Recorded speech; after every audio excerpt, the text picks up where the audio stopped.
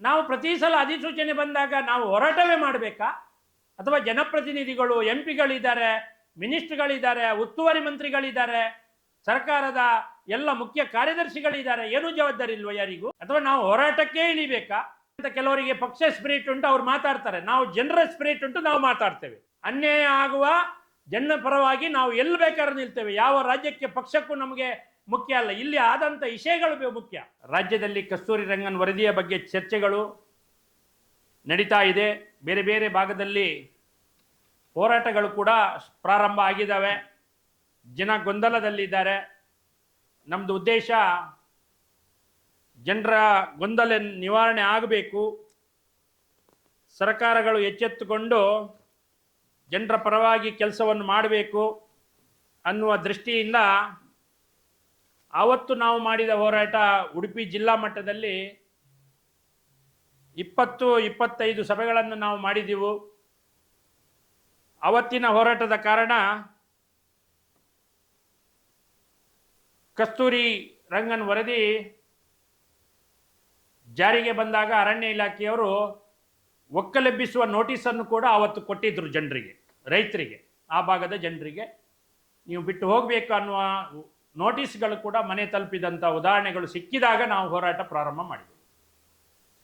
ಅದರ ಮೇಲೆ 10 ಬದಲಾವಣೆಗಳು ಬಂದಿದ್ದಾವೆ ಅಂತ ಅನಿಸುತ್ತೆ. ಸರ್ಕಾರಗಳು ಬೇರೆ ಬೇರೆ ಸಂದರ್ಭದಲ್ಲಿ ಈ ಪಶ್ಚಿಮ ಘಟ್ಟದಲ್ಲಿ ಬೇರೆ ಬೇರೆ ವರದಿಗಳನ್ನು ಜಾರಿ ಮಾಡಿದ್ದಾರೆ. ಇದರಲ್ಲಿ ಮಾಧವ್ ಗಾಡ್ಗಿಲ್ ವರದಿಯಿಂದ ನಾವು ಬಹಳಷ್ಟು ರೈತರು ಸಂಕಷ್ಟದಲ್ಲಿ ಇದ್ದಾರೆ ಅನ್ನುವುದನ್ನು ನಾವು ನೋಡ್ಕೊಂಡಿದ್ದೇವೆ.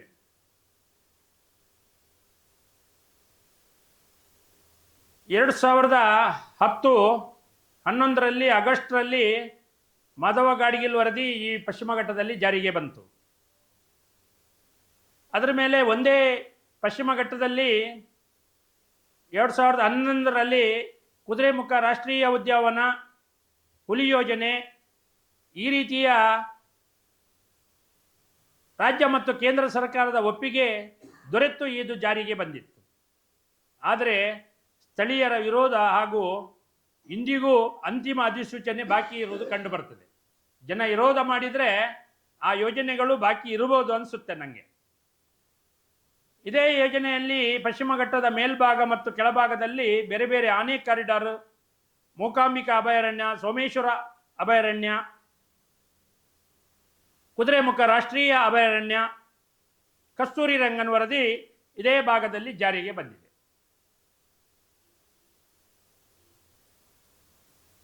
ಈಗ ಇರುವಂಥದ್ದು ಕಸ್ತೂರಿ ರಂಗನ್ ವರದಿ ಬಗ್ಗೆ ಚರ್ಚೆ ಪ್ರಸ್ತುತ ನಡೀತಾ ಇದೆ. ಕಸ್ತೂರಿ ರಂಗನ್ ವರದಿ 7ನೇ ಅಧಿಸೂಚನೆ ಈಗ ಕೇಂದ್ರ ಸರ್ಕಾರ ಪರಿಸರ ಇಲಾಖೆಯಿಂದ ಜಾರಿಯಾಗಿದೆ ರಾಜ್ಯ ಸರ್ಕಾರಕ್ಕೆ. ಇದರ ಜವಾಬ್ದಾರಿಯನ್ನು ರಾಜ್ಯ ಸರ್ಕಾರ ಹೊತ್ತುಕೊಂಡು ಇಲ್ಲಿ ಜನರಿಗೆ ಗೊಂದಲದಲ್ಲಿ ಇರುವುದನ್ನು ರಾಜ್ಯ ಸರ್ಕಾರ ನಿವಾರಣೆ ಮಾಡಬೇಕಾಗಿದೆ. ಜಾರಿ ಮಾಡಿದ ಕೇಂದ್ರ ಸರ್ಕಾರವನ್ನು ಕೂಡ ನಾವು ಒಪ್ಪುವುದಿಲ್ಲ. ರಾಜ್ಯ ಸರ್ಕಾರದ ಜವಾಬ್ದಾರಿ ರಹಿತವಾಗಿ ಅವರು ನಡ್ಕೊಂಡ್ರೂ ಕೂಡ ನಾವು ಒಪ್ಪುವುದಿಲ್ಲ. ನಮ್ಮ ಹೋರಾಟ ಏನಿದ್ರು ಜನರ ಪರವಾಗಿ ಇರಬೇಕು, ಕಾಡು ಉಳಿಸಬೇಕು ಅನ್ನೋದು ನಮ್ಮದು ಕೂಡ ಇದೆ. ಪರಿಸರ ಉಳಿಬೇಕು. ಒಂದೊಂದು ಸಲ ಪಶ್ಚಿಮ ಘಟ್ಟಕ್ಕೆ ವಿಶ್ವಸಂಸ್ಥೆ ಮಾನ್ಯತೆ ಪಡೆದ ವಿಶ್ವ ಪಾರಂಪರಿಕ ತಾಣ ಅಂತ ಹೇಳ್ತಾರೆ. ಇಷ್ಟೆಲ್ಲ ಇದ್ದರೂ ಇಲ್ಲಿ ನೂರಾರು ಗೊಂದಲಗಳನ್ನು ರೈತರಿಗೆ ನೂರಾರು ಗೊಂದಲಗಳನ್ನು ಯಾರು ಪರಿಹಾರ ಮಾಡಬೇಕು? ಕೇಂದ್ರ ಸರ್ಕಾರ 6ನೇ ಅಧಿಸೂಚನೆವರೆಗೆ ಬಂತು, 7ನೇದು ಬಂತು. ಇದು ನಿವಾರಣೆ ಆಗದಿದ್ದ ಸಮಸ್ಯೆಯ? ನಾವು ಪ್ರಶ್ನೆ ಕೇಳ್ತೇವೆ ಸರ್ಕಾರಗಳಿಗೆ. 6 ರಾಜ್ಯದಲ್ಲಿ ಈ ವರದಿ ಇದೆ. ಇವತ್ತು ಕರ್ನಾಟಕದಲ್ಲಿ ನಾವು 14-13ರಲ್ಲಿ ಜಾರಿಯಾದ ಹೋರಾಟವನ್ನು 14-15ರಲ್ಲಿ ನಾವು ಕೈಗೆತ್ತಿಕೊಳ್ಳುವಾಗ 1535 ಹಳ್ಳಿ ಅಂತ ಎಲ್ಲ ಕಡೆ ಇತ್ತು. ಈಗ ವರದಿಯಲ್ಲಿ 1446 ಅಂತ ಇದೆ. ಯಾವಾಗ ಕೈ ಬಿಟ್ಟರು, ಯಾವಾಗ ಸೇರಿಸ್ಕೊಂಡ್ರು? ಅರಣ್ಯದ ಭೂಭಾಗದಿಂದ ಸೂಕ್ಷ್ಮ ಪ್ರದೇಶ ಅಂತ ಇದೆ. ಸೂಕ್ಷ್ಮ ಪ್ರದೇಶ ಎಷ್ಟು ಮೀಟ್ರ್, ಯಾವುದು ಇಕೋ ಸೆನ್ಸಿಟಿವ್ ಏರಿಯಾ, ಎಷ್ಟು ಕಿಲೋಮೀಟ್ರ್, ಗೊಂದಲ. ಕೆಲವರು ಹೇಳ್ತಾರೆ 10 ಕಿಲೋಮೀಟರ್, ಕೆಲವರು ಹೇಳ್ತಾರೆ 1 ಕಿಲೋಮೀಟರ್, ಕೆಲವರು ಹೇಳ್ತಾರೆ ಬೇರೆ ಬೇರೆ ವ್ಯಾಪ್ತಿಯನ್ನು ಹೇಳ್ತಾರೆ. ಆದರೆ ಇದನ್ನು ಯಾರು ನಿವಾರಣೆ ಮಾಡಬೇಕು?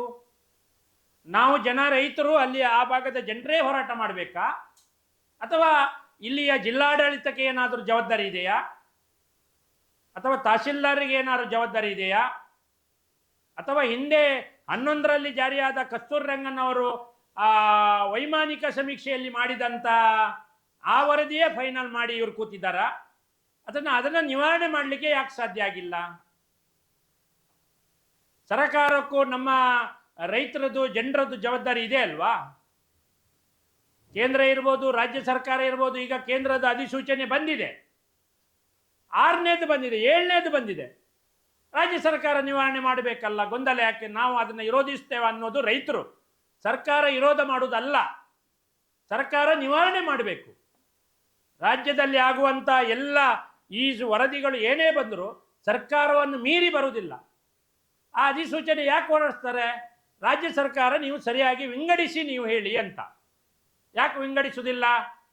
ಕಾಡು ಯಾವುದು, ನಾಗರಿಕರು ಯಾವುದು, ತೋಟ ಯಾವುದು, ರೈತರು ಯಾವುದು, ವಿಂಗಡಣೆ ಮಾಡಿಕೊಡ್ಬೇಕಲ್ಲ. ಈಗ ನಮಗಿರುವ ಮಾಹಿತಿ ಪ್ರಕಾರ ಕೇರಳದಲ್ಲಿ ಇದನ್ನು ವಿಂಗಡಣೆ ಮಾಡಿ ರಿಪೋರ್ಟ್ ಕಳಿಸಿದ್ದಾರೆ. ಕೇರಳದಲ್ಲಿ ಈ ಗೊಂದಲ ಇಲ್ಲ. ಅದನ್ನು ಅವ್ರು ಒಪ್ಪಿದಾರ ಬಿಟ್ಟಿದ್ದಾರೆ ನನಗೆ ಗೊತ್ತಿಲ್ಲ.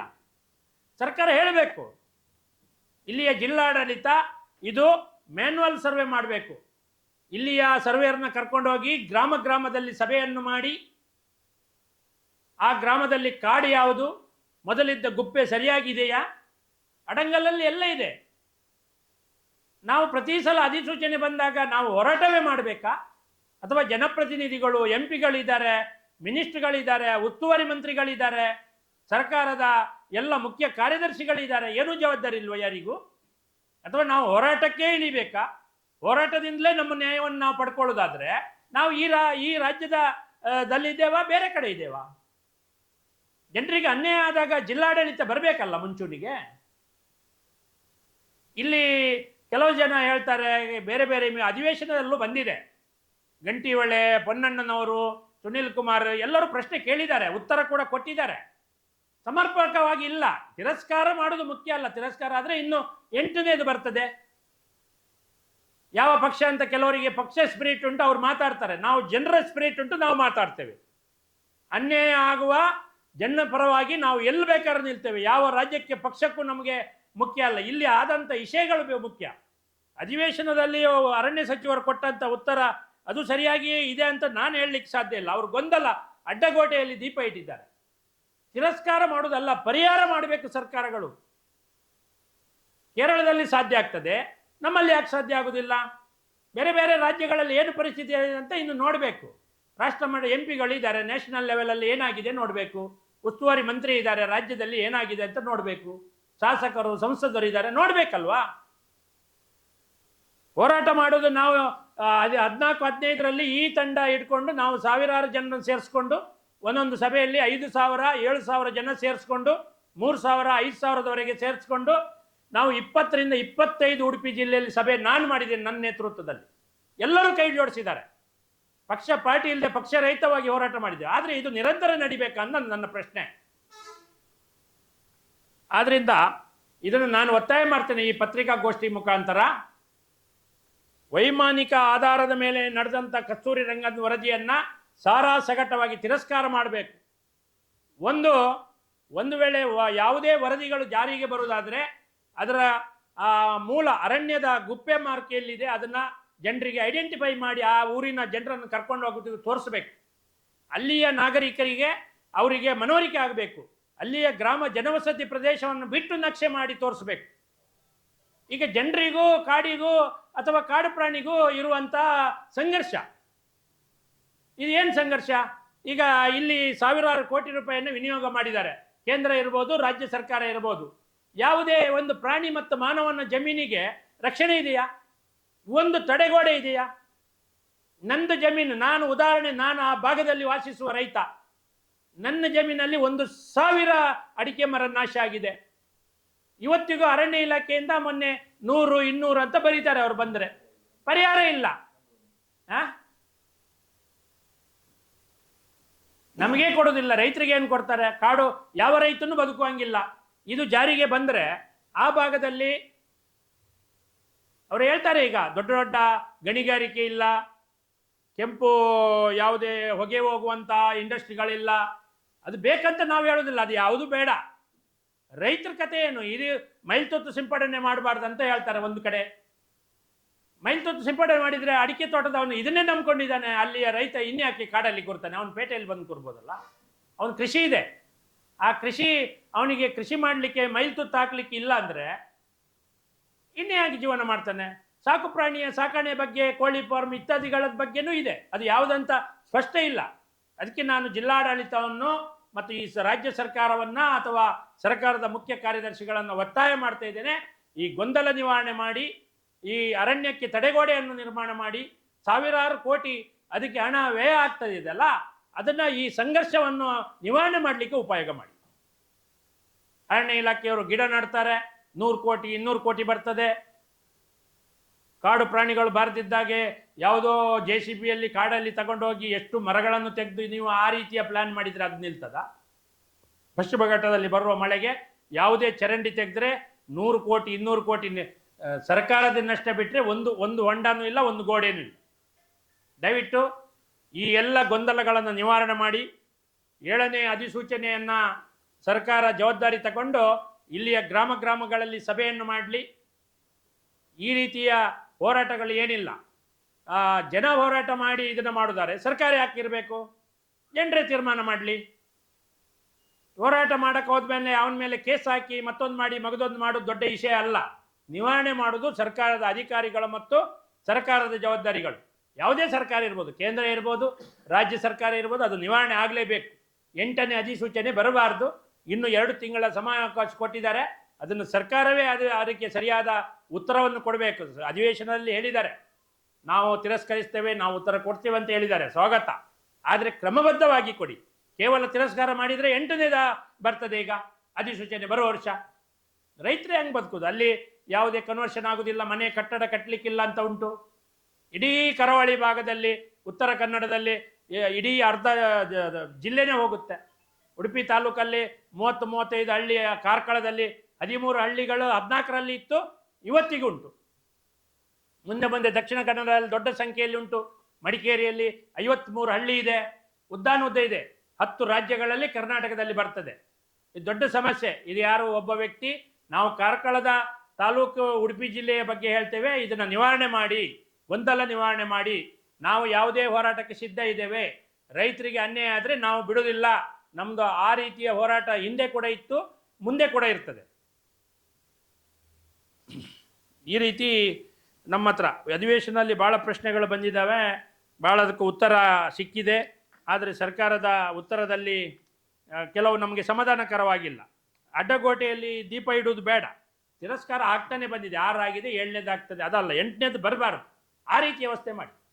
ಅಲ್ಲಿ ಗ್ರಾಮಗಳಲ್ಲಿ ನಾವು ಒತ್ತಾಯ ಮಾಡುವಂಥದ್ದು, ಗ್ರಾಮಕ್ಕೆ ಹೋಗಿ ಸರ್ವೇರ್ನ ಕರ್ಕೊಂಡು ಹೋಗಿ ಕಾಡು ಪ್ರದೇಶ ಬೇರೆ, ಜನವಸತಿ ಪ್ರದೇಶ ಬೇರೆ ಅಂತ ಮಾಡಿ, ಆ ಕಾಡು ಪ್ರಾಣಿ ಜನರ ತೋಟಕ್ಕೆ ಜನರಿಗೆ ಅಲ್ಲೇ ಮಾಡದಿದ್ದಾಗೆ ನೋಡಿ ಆ ದುಡ್ಡನ್ನು ಅದಕ್ಕೆ ವಿನಿಯೋಗ ಮಾಡಿ. ಸುಮ್ಮನೆ ಕಾಡಲ್ಲಿ ಮಧ್ಯದಲ್ಲಿ ಗಿಡ ನೆಟ್ಟಿದ್ದೀವಂತ ಯಾರ್ಯಾರು ತಿಂದ್ಕೊಂಡು ಹೋಗೋದು ಬೇಡ. ಕಾರ್ಕಳ ತಾಲೂಕಿನಲ್ಲಿ ಅಂಡಾರು, ಬೇಳೆಂಜೆ, ಚಾರ, ದುರ್ಗ, ಹೆಬ್ರಿ, ಈದು, ಕಬ್ಬಿನಾಲೆ, ಕೆರ್ವಾಸೆ, ಕೊಚ್ಚೂರು, ಮಾಳ, ನಾಡಪಾಲ್, ನೂರಾಲ್ಬೆಟ್ಟು, ಸಿರ್ಲಾಲ್, ಈ ಎಲ್ಲ 13 ವಿಲೇಜ್ಗಳು ಮೊದಲು ಇತ್ತು, ಈಗಲೂ ಇದೆ. ಹೆಬ್ರಿ ಒಂದು ತಾಲೂಕಾಗಿದೆ. ಹೆಬ್ರಿ ತಾಲೂಕು ಮಾಡಿ ಎಷ್ಟು ಎಲ್ಲ ಆಗಿದೆ, ಅದು ಕೂಡ ಇದೆ ಇಲ್ಲಿ. ಹೆಬ್ರಿ ಎಷ್ಟು ಭಾಗ ಯಾರು ಹೇಳುವರಿಲ್ಲ, ಕೇಳುವರಿಲ್ಲ. ಹೋರಾಟಗಾರರು ಒಬ್ಬೊಬ್ಬರು ಬರ್ತಾರೆ, ಒಂದೊಂದು ಹೇಳ್ತಾರೆ, ಒಂದೊಂದು ಪಕ್ಷದವ್ರು ಬರ್ತಾರೆ, ಒಂದೊಂದು ರೀತಿ ಮಾತಾಡ್ತಾರೆ. ನಾನು ಯಾವ ಪಕ್ಷದ ಇಲ್ಲಿ ಅಭಿಮಾನಿಯಾಗಿ ಬರಲಿಲ್ಲ. ನಾನು ಪಶ್ಚಿಮ ಘಟ್ಟದ ಒಬ್ಬ ಅಲ್ಲಿಯ ರೈತನಾಗಿ ಅಥವಾ ಹಿಂದೆ ಹೋರಾಟ ಮಾಡಿದ ಅನುಭವದ ಮೇಲೆ ನಾನು ಮಾತಾಡ್ತಿದ್ದೇನೆ. ಸರ್ಕಾರಗಳು, 2 ಸರ್ಕಾರಗಳು ಗೊಂದಲ ಇದ್ದರೆ ಇದು ಜನರಿಗೆ ಪರಿಹಾರ ಇಲ್ಲ. ಯಾವಾಗಲೂ ಹೋರಾಟಕ್ಕೆ ಬೀದಿಗೆ ಬರಬೇಕು.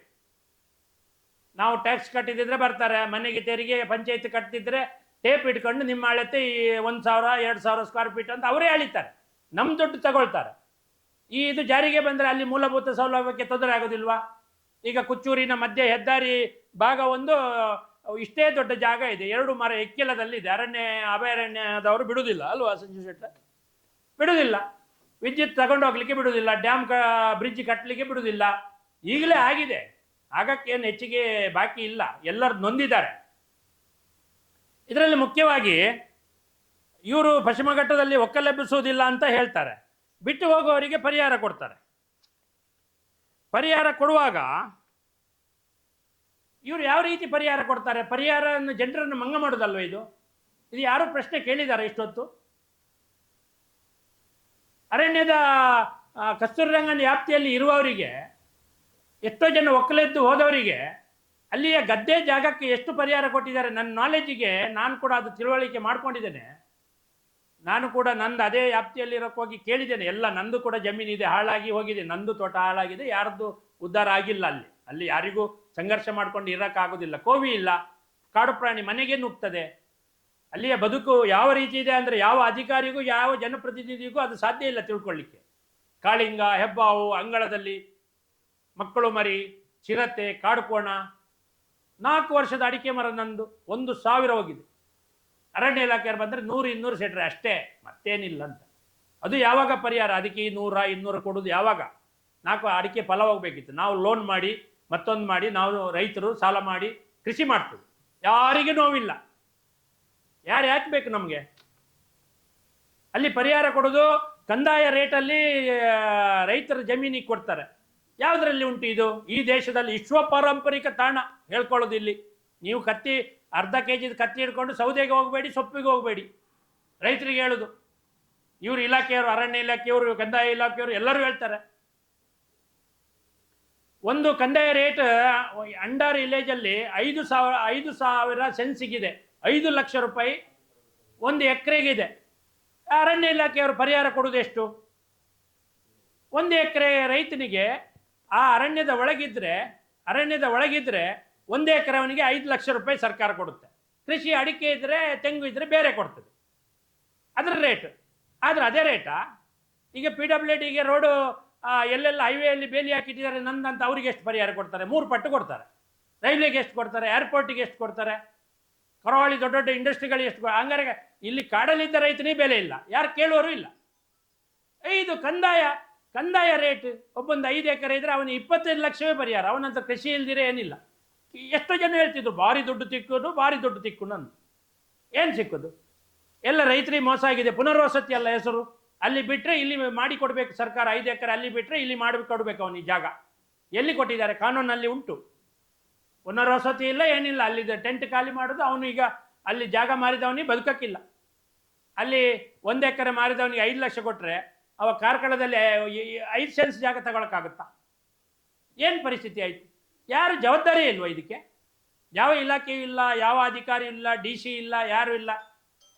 ಅವನಿಗೆ ಒಂದ್ಸಲ ಬಿಟ್ಟು ಹೋದ್ರೆ ಸಾಕು, ಆತ್ಮಹತ್ಯೆ ಮಾಡ್ಕೊಳ್ಳುವ ಬದಲು ಬಿಟ್ಟು ಹೋಗ್ತಾನೆ ಅಷ್ಟೇ. ಅವನ ಪರಿಸ್ಥಿತಿ ಕೊನೆಯ ಕ್ಷಣಕ್ಕೆ ಬಂದಾಗ ಯಾರು ಬಿಟ್ಟು ಹೋಗ್ತಾರೆ ಅಂತಲ್ಲ, ನಾನು ಇರ್ಬೋದು, ಮತ್ತೊಬ್ಬ ಇರ್ಬೋದು, ಯಾರೇ ಇರ್ಬೋದು, ಅವ್ರಿಗೆ ಆ ಕೊನೆಯ ಕ್ಷಣ ಬಂದ್ಕೊಳ್ಳಿ ನಮಗೆ ಬೇಡವೇ ಬೇಡ, ಧರ್ಮಕ್ಕೆ ಹೋಗಲಿ ಅನ್ನುವ ಪರಿಸ್ಥಿತಿಗೆ ಎಷ್ಟೋ ಜನ ಬಿಟ್ಟು ಜಾಗ ಹಂಗೆ ಇದೆ, ನಾಶ ಆಗಿದೆ. ಎಲ್ಲ ಮನೆ ಕಟ್ಟಲಿಕ್ಕಿಲ್ಲ, ಪರ್ಮಿಷನ್ ಇಲ್ಲ, ಕೋವಿ ಲೈಸೆನ್ಸ್ ಇಲ್ಲ. ಇನ್ನು ಮುಂದೆ ಇದು ಕೃಷಿಗೆ ಮೈಲ್ತುತ್ತು ಬೋರ್ಡ್ ದ್ರಾವಣ ಹಾಕಕ್ಕಿಲ್ಲ ಅಂದರೆ ಅವನು ಬದುಕುದೇ ಹಂಗೆ. ಹೋರಾಟ ಅನಿವಾರ್ಯ ಆಗ್ಬೋದು, ನಾವು ಕೂಡ ರೆಡಿ ಇದ್ದೇವೆ. ಆ ಭಾಗದ ರೈತರು ನಮ್ಮ ಸಂಪರ್ಕದಲ್ಲಿ ಇದ್ದಾರೆ, ಎಲ್ಲರೂ ಇದ್ದಾರೆ. ನಮಗೆ ಇರುವಂಥದ್ದು ಕಾಳಜಿ, ಸರ್ಕಾರಗಳು ಜವಾಬ್ದಾರಿ ವಹಿಸ್ಕೊಂಡು ಅದು ಖಾಲಿ ತಿರಸ್ಕಾರ ಮಾಡೋದ್ರಿಂದ ಅದು ನಿಲ್ಲುವುದಿಲ್ಲ. ಅದನ್ನು ಪರಿಹಾರ ಮಾಡಬೇಕಂತ ನಾವು ಈ ಪತ್ರಿಕೆಯ ಮುಖಾಂತರ ರಾಜ್ಯ ಸರ್ಕಾರಕ್ಕೂ ಒತ್ತಾಯ ಮಾಡ್ತೇವೆ. ಕೇಂದ್ರ ಸರ್ಕಾರ ಕೂಡ ಇದನ್ನು ಇದು ನಮ್ಮ ಮ್ಯಾನ್ಯಲ್ ಸರ್ವೆಗೆ ಅವ್ರು ಮಾಡಿ ಕೊಡಬೇಕು, ಅನುವು ಮಾಡಿ ಕೊಡಬೇಕಂತ ನಾನು ಹೇಳ್ತೇನೆ. ನನಗೆ ಇದರಲ್ಲಿ ಬೇರೆ ಯಾವುದಿಲ್ಲ. ಈ ಸಮಿತಿಯಲ್ಲಿ ನಾವೆಲ್ಲ ಕೂತಿದ್ದೇವೆ, ಸಮಾನ ಮನಸ್ಕರಿದ್ದೇವೆ. ಇನ್ನು ನಮ್ಮೊಟ್ಟಿಗೆ 100 ಜನ ಸೇರ್ಕೊಳ್ಳೋರು ಇದ್ದಾರೆ. ನಮ್ಮದು ಮೀಟಿಂಗ್ಗಳು ಆಗ್ತದೆ. ಸರ್ಕಾರವನ್ನು ಮತ್ತೆ ಒತ್ತಾಯ ಮಾಡುವ ಪ್ರಯತ್ನವನ್ನು ಕೂಡ ನಾವು ಮಾಡ್ತೇವೆ.